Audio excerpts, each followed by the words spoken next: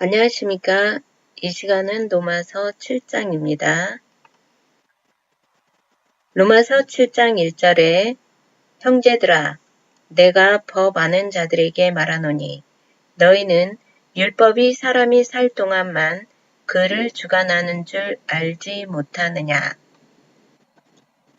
여기서 형제들은 말씀을 보고 듣는 로마 성도들이고 법 아는 자들은 로마에서 예수를 믿으면서도 율법도 지켜야 한다고 강요하는 자들입니다. 아직 말씀과 신앙이 부족한 형제들을 지칭합니다. 지금도 믿음으로만 구원받는다고 하면서도 율법을 지켜야 하는 줄 알고 있는 성도들이 있습니다. 율법이 사람이 살 동안만 주관하는 줄 알지 못하느냐는 율법은 사람이 살 동안만 주관한다는 것입니다. 여기서 사람이 살 동안은 언제인가요? 육신의 죽음, 이 땅에서 육신으로 사는 동안을 말하는 것이 아닙니다. 육신 벗고 천국 갈 때까지를 말하는 것이 아니고 율법 속에 매여 사는 기간을 말합니다. 율법 속에 매여 사는 기간은 우리가 거듭나기 전까지입니다. 거듭나기 전까지는 율법 속에 매여 살고 있는 것입니다. 율법이 나를 주관하는 기간입니다. 우리가 율법 속에 있을 때 거듭나기 전까지만 율법이 우리를 주관한다는 말씀입니다. 2절에 남편 있는 여인이 그 남편 생전에는 법으로 그에게 매인 바 되나 만일 그 남편이 죽으면 남편의 법에서 벗어나느니라. 여자가 결혼을 하면 남편이 있는 동안에는 법으로나 도덕적으로 혼인관계의 남편하고만 사는 것을 남편에게 매여 있다.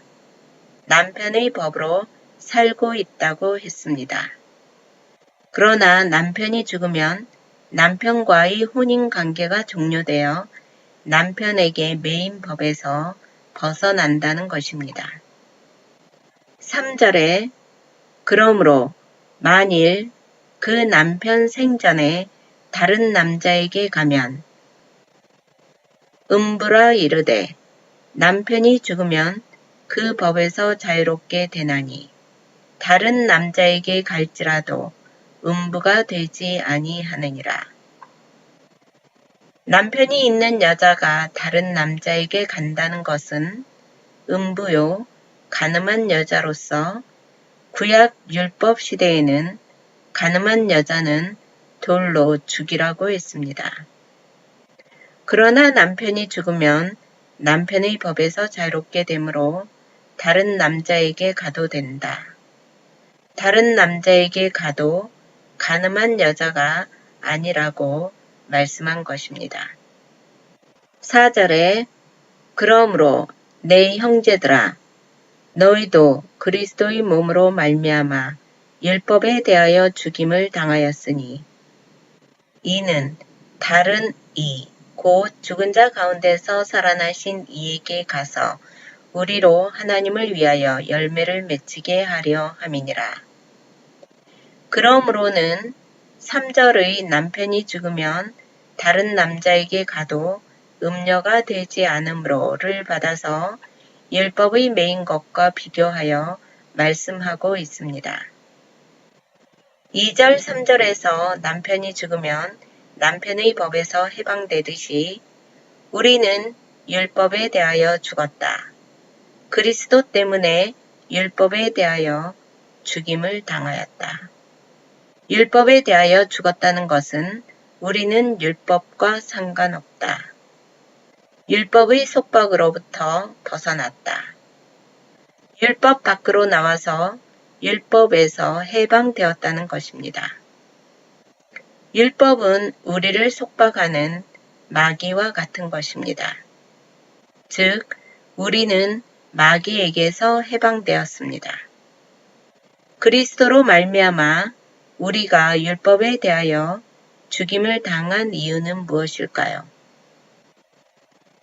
우리가 죽은 자 가운데서 살아나신 그리스도에게로 가서 하나님을 위하여 열매를 맺히게 하려는 것입니다. 하나님을 위한 열매란 무엇인가요? 열매란 우리가 율법 밖으로 나와서 그리스도 새 신랑을 만나 한 몸이 되어지는 것을 말합니다. 우리가 열매 맺는 것이 아니고 열매 맺히게 한다고 했습니다. 피동적인 의미입니다. 그리스도를 만나기 전 우리는 율법, 마귀에게 매인바 되어 있었습니다. 그러나 거듭난 이후에는 그리스도와 연합된 몸이 되어 율법에 대하여 죽임을 당하였습니다. 율법에 대하여는 아무 짐을 지지 않고 율법에서 완전히 해방된 것입니다. 우리를 율법에 대하여 사망케 한 이유는 율법과는 다르니 율법과는 대조되는 그리스도께서 하나님을 위하여 우리를 열매 맺게 하기 위해서입니다. 그리스도가 옴으로써 율법은 계명의 본분을 다하여 사망했고 우리는 그리스도의 새 신랑으로 더불어 자유케 된 것입니다. 사도 바울이 로마에 있는 교인들에게 내 형제들아 라고 너희도 내 형제들이다 라고 부릅니다. 우리가 그리스도의 세례를 통하여 그리스도와 연합하여 한 몸이 되었고 율법에서 벗어났으니 이제 음녀가 아니라고 말씀하는 것입니다. 남편이라는 율법에 매여 있을 때 다른 신랑을 만나면 음녀가 되는데 우리는 율법에 대하여 죽임을 당하였기 때문에 율법 밖으로 나왔다. 율법 대신 그리스도를 만난 것이 음부나 음녀가 아니라는 것입니다. 음녀란 남편을 배반한 자로서 성경에서의 음녀는 처음에는 예수를 잘 믿다가 예수를 버린 자들입니다. 성경에서 가장 확실하게 두드러진 음녀는 카톨릭입니다. 카톨릭은 그리스도의 보혈의 피를 100% 인정하지 않습니다. 그리스도의 피의 공로를 다 부정하는 게 아니라 일부만 인정합니다. 칭의와 더불어 행위가 있어야 구원받는다고 합니다. 그래서 행위인 선행을 강조합니다.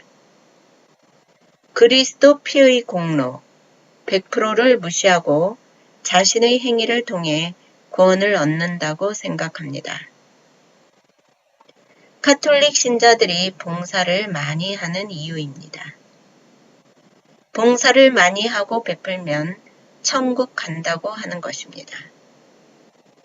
윤회설의 불교와 같은 이치입니다. 이 땅에서 덕을 베풀면 죽어서 다른 생에서 저 땅에서 보상을 받는다고 생각합니다. 그리스도는 우리 죄를 사해주기 위해 피를 흘렸는데 카톨릭은 그리스도의 보혈만 가지고는 우리가 사심을 얻지 못한다. 그리스도의 의 피, 100% 전부를 부인하는 것은 아니지만 반 정도 부인합니다. 그리스도 외에 자신의 행위, 인간의 공로가 있어야 한다고 하는 것이 카톨릭, 천주교입니다. 하나님께서 우리를 화장시켜 그리스도와 신랑 신부로 첫날 밤을 맞게 합니다. 기독교는 그리스도 신랑이 신부를 맞을 때 너는 화장할 필요 없다. 내 몸만 와라. 성령께서 완벽하게 꼭 껴안고 예수 앞으로 데려가기 때문에 우리는 화장할 필요 없다라고 100% 그리스도의 공로만을 인정하는 것이 개신교입니다. 그리스도가 화장을 시켜준다는 개신교와 달리 카톨릭은 그리스도의 공로를 일부만 인정하고 천국 혼인잔치를 위해 화장과 치장을 우리 스스로 해야 한다고 하는 것이 카톨릭입니다. 그리스도의 공로를 일부만 인정하고 예수를 100% 인정하지 않는 것이 음료요 카톨릭입니다. 이에 반해 그리스도를 100% 부인하는 자들은 적 그리스도라고 합니다. 우리는 율법에 대하여 죽임을 당하였습니다. 그리스도가 죽임을 당함과 동시에 율법 밖으로 나왔습니다. 율법에서 자유함을 얻고 율법에 매임을 당하지 않는 해방된 자들이 된 것입니다. 5절에 우리가 육신에 있을 때에는 율법으로 말미암는 죄의 정욕이 우리 지체 중에 역사하여 우리로 사망을 위하여 열매를 맺게 하였더니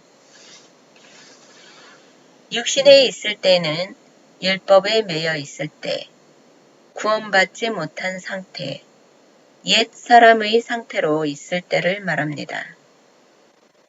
정욕이란 열정이 정상적이고 정당한 추구를 벗어나 어떤 대상이나 사물에 그릇된 욕심을 품는 것입니다.